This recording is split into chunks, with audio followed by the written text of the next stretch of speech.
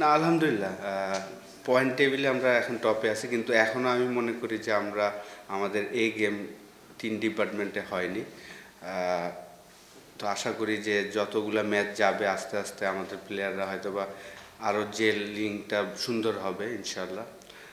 যেহেতু খাতা কলমে অবশ্যই আমি মনে করি যে যে 6টা টিম সেটার মধ্যে রংপুরের টিমটাই আসলে টপ। তো রেজাল্ট পয়েন্ট টেবিলে একে থাকাটাই স্বাভাবিক, কিন্তু পারফরমেন্স যদি চিন্তা করি যে আরও অনেক ইমপ্রুভমেন্টের জায়গা আছে আমাদের।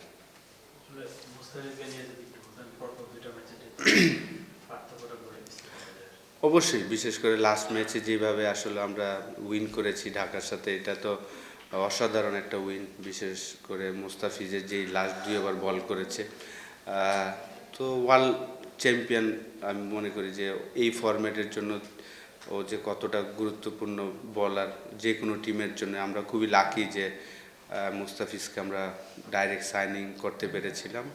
তো সোফার প্রত্যেকটা ম্যাচেই তাকে যেই কারণে আমরা নেওয়া হয়েছে সেই পারফরমেন্সটা আমরা পাচ্ছি তার কাছ থেকে। রিয়াদ ভাই ক্যারিয়ারের একটু শেষ প্রান্তে আছেন, শেষ প্রান্তে ক্রিকেটের মধ্যে থাকেন না, মানে প্র্যাকটিস করেন রেগুলারলি করে বিপিএলে, মানে ফার্স্ট ম্যাচটা উনি ফিনিশ করতে পারেন, একটা আফসোস হয়তো ওনার মধ্যে রয়ে গেছিল।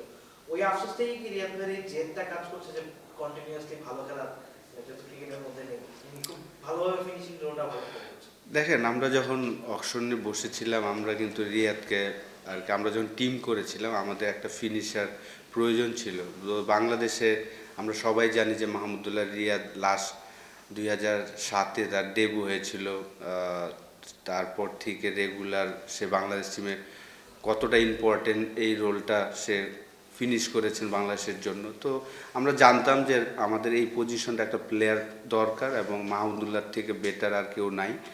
তো প্রথম ম্যাচ আনলাকি যে আসলে এক বলের জন্য নেমেছিলেন, সেটা হয়নি। কিন্তু এখন যে ব্যাটিং করছেন লাস্ট 3-4 বছরে আমি বলবো যে কেরিয়ারের বেস্ট টাইমটা। যদিও হাতুরা সিংয়ের সময় আমি মনে করি যে ওই সময়টা ওর কেরিয়ারের বেস্ট সময় কাটিয়েছিলেন 2014 থেকে 2018 পর্যন্ত। ওই সময় তার অ্যাভারেজ অলমোস্ট 50 ছিল। তো এখনও আমি বলবো যে অসাধারণ সময় কাটাচ্ছেন। আমরা লাকি যে তাকেও আমরা পেয়েছি, মোস্তাফিজের মতন মাহমুদুল্লাহকে আমরা পাওয়াতে আমরা খুব ভাগ্যবান। আচ্ছা ভাই, যদি মুস্তাফিজের কথা হচ্ছে, মানে অফ দ্য ফিল্ডে কেমন দেখছেন? মানে অনেক কথা তো তাকে নিয়ে হচ্ছে, পুরা বিসিবি হোক, হোক, আইসিসি হোক, সব জায়গায় কথা হচ্ছে, মানে ওকে অফ দ্য ফিল্ড কেমন দেখছেন? এবং আপনাদের কোনো মিটিং করতে হয়েছে কিনা, কথা বলতে হয়েছে কিনা, বা না না, ও একদমই চিল মুডে আছে। ও একদম এগুলা নিয়ে একদমই ওয়ারিড না। এখন এইখানে খেলছে রংপুর রাইডার্সের হয়ে, সে এটা নিয়েই ফোকাস। এটার পরে আবার যেই অ্যাসাইনমেন্ট আসবে সেটা নিয়ে সে ফোকাস থাকবে।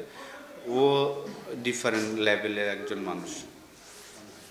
আসলে রিয়াদ এখন ক্যারিয়ারে যে স্টেজে আছে, ইন্টারন্যাশনাল ক্রিকেট খেলে না, ডোমেস্টিক ক্রিকেটও তো লঙ্গর ব্যাটসম্যান খেলে না, অনেকদিন পর খেলতে হচ্ছে। তার ট্রেনিং এর মেথডটা আপনি কেমন দেখছেন? মানে তিনি একটা স্পেশাল কিছু করেন কিনা, আগে যেভাবে ট্রেনিং করতেন আমাদের কোনো ডিফারেন্স আছে কিনা, আপনি তো দেখছেন আসলে কাজ করছেন। দেখেন, যারা আর কি লিজেন্ড আর কি, ও তো মাহমুদুল্লাহ তো আমাদের একজন লিজেন্ড ক্রিকেটার।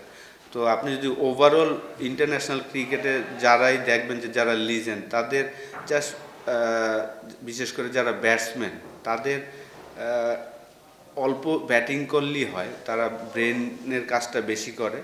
সে এখন প্রচুর ফিটনেসের কাজ করেন, এইটাই আসলে মেন হওয়া উচিত, সেটাই করেন। এবং যারা ভালো ব্যাটসম্যান তাদের বেশি প্র্যাকটিস করা লাগে না আমি মনে করি, কিন্তু সে কিন্তু প্রচুর ট্রেনিং করেন। মুশফিক বলেন, মাহমুদা বলেন, ওরা কিন্তু প্রচুর ট্রেনিং করেন এবং যেই টুর্নামেন্টটা খেলবে সেটার জন্য ভালো মতন প্রিপারেশন নেয়। তো এখন রেগুলার সে প্রিপারেশন, তার ফিটনেস নিয়ে কাজ করে, জিম ওয়ার্ক করে এভরিডে, এবং ব্রেন নিয়ে সে কাজ করে থাকে আর কি। রিয়াদ ভাইকে নিয়ে কথা হচ্ছিল ফিনিশার, জাকের আলীর একটা ব্যাপার একটু জানতে চাই, আপনি ন্যাশনাল টিমে আছেন, উনি ওয়ার্ল্ড কাপ স্কোয়াডে নেই, উনিও ফিনিশার রোলে ছিলেন। অ্যাকচুয়ালি জাকের আলীর লাস্ট 10-15 ম্যাচ ধরে অফ ফর্ম যাচ্ছে। আসলে জাকেরের প্রবলেমটা কোন জায়গায় হয়েছে? সাইকোলজিক্যাল, মেন্টাল, মানে উনি রিদম পাচ্ছে না কেন? না, আপনার ক্রিকেটে একটু ভাগ্য লাগে। আমি মনে করি যে আনলাকি যে আসলে আয়ারল্যান্ডের সাথে একটা ম্যাচ খেলার পরে আবার 2টা ম্যাচ খেলতে পারেনি। যদি সেইখানে খেলতে পারতো তাহলে হয়তোবা রিদমে চলে আসতে পারতো।